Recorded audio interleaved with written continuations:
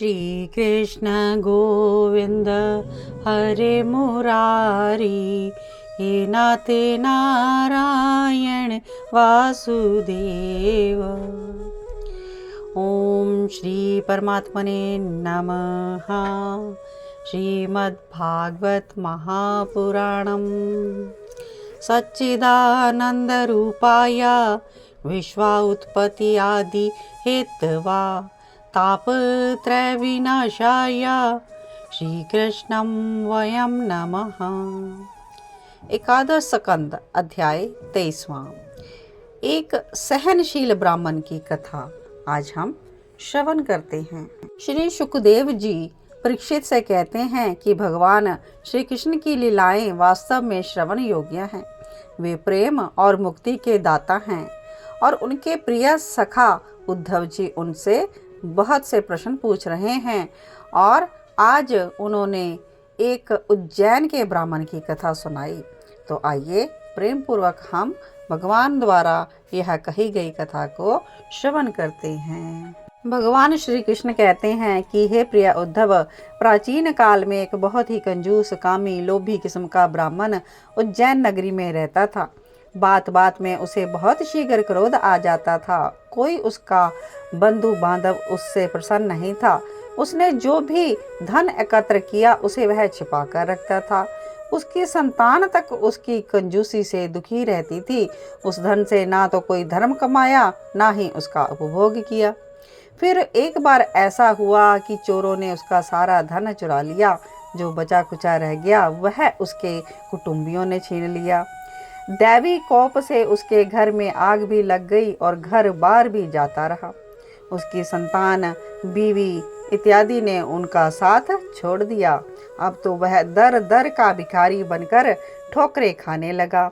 धन के नाश और परिवारजनों की उदासीनता के कारण उसका हृदय ही टूट गया। अब तो वह हर समय रोता रहता, अपने ही भाग्य को कोसता रहता।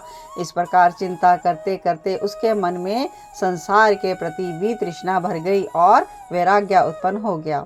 अपने बीते समय को याद करके उसे बहुत दुख होने लगा। उसने जैसा व्यवहार दूसरों के साथ किया था, आज वैसा ही व्यवहार उसके साथ भी किया जा रहा है। उसके अपने मन में विचार किया कि चोरी, हिंसा, असत्य बोलना, अभिमान करना, कामुकता, क्रोध, अहंकार, वैर करना, चुगली करना, अविश्वास, स्पर्धा, लंपटता, जुआ खेलना और मदिरा मांस का सेवन करना आदि अनर्थ के साधन हैं, जो संग्रहित धन का यथाशीघ्र विनाश कर देते हैं। सगे संबंधी भी धन के अभाव में किनारा कर जाते हैं। मैं अपने कर्तव्य से नीचे गिर गया। अत्यधिक प्रमाद के कारण मैंने अपनी आयु, धन, परिजन और बल, पौरुष सब कुछ खो दिया। अब तो वैराग्य ही वह पथ है जिस पर चलकर मैं इस संसार सागर से पार जा सकता हूँ। मैंने मनुष्य जीवन का सदुपयोग नहीं किया, सदैव अपना ही सोचता रहा, दूसरों के कल्याण के लिए कुछ भी नहीं किया। परंतु अब तो मैं अपना शेष जीवन परमार्थ में लगा दूंगा। ऐसा सोचकर उस ब्राह्मण ने मैं और मेरा वाली गांठ खोल दी और मौन धारण कर लिया। वह मौनी सन्यासी बन गया। अब उसके मन में किसी भी स्थान, वस्तु या व्यक्ति के प्रति आसक्ति नहीं रही। उसने अपने मन, इंद्रिय और प्राणों को वश में कर लिया। उसने यह सोच लिया कि कितना भी कष्ट क्यों न सहन करना पड़े, वह कभी किसी दूसरों को पीड़ा नहीं पहुंचाएगा। उसके बाद वह स्वच्छंद रूप से पृथ्वी पर विचरने लगा। उसे जहाँ भी, जो भी, जैसा भी मिल जाए खा लेता, पा लेता और जहाँ देखता जगह वहीं पर सो जाता। उसकी ऐसी दशा देखकर लोग उसे तरह तरह से सताते। कोई उस पर पत्थर मारते, कोई कैसे गंदगी फेंक देता, कोई मारते उसको और उसकी भिक्षा को छीन कर कुछ बिखार देते जो शरारती लोग थे। परंतु वह उससे कुछ नहीं कहता, चुपचाप सहन कर लेता था। वह ब्राह्मण अपने मन में यही सोचा करता कि मेरे इस दुख का कारण ना तो ये मनुष्य हैं, ना देवता, ना शरीर और ना ग्रह, ना कर्म, ना काल। यह मन ही समस्त दुखों का मूल है। जब तक यह साथ रहता है, आत्मा निष्क्रिय रहता है। मन के कारण ही यह मनुष्य विषयों में लिप्त होता है और कर्मों की आसक्ति में बंध जाता है। मन का समाहित हो जाना ही परम योग है। जिसका मन शांत है ना, उसे दान आदि सभी सत्कर्मों का फल प्राप्त हो जाता है। मन को वश में करके ही इंद्रियों पर विजय प्राप्त की जा सकती है। यह मन जिस शरीर में रहता है उसे ही सुख दुख का अनुभव होता है। आत्मा तो इस शरीर से भिन्न है, फिर इस नश्वर शरीर के लिए सुख दुख क्यों सहन किया जाए। इसका मोह छोड़ देने पर मनुष्य सभी विकारों से दूर हो जाता है, फिर किस पर क्रोध किया जाए। हे उद्धव, उस ब्राह्मण का धन क्या नष्ट हुआ, उसका सारा क्लेश ही दूर हो गया। यद्यपि दुष्टों ने उसे बहुत सताया, लेकिन वह अपने धर्म में अटल रहा, तनिक भी विचलित नहीं हुआ।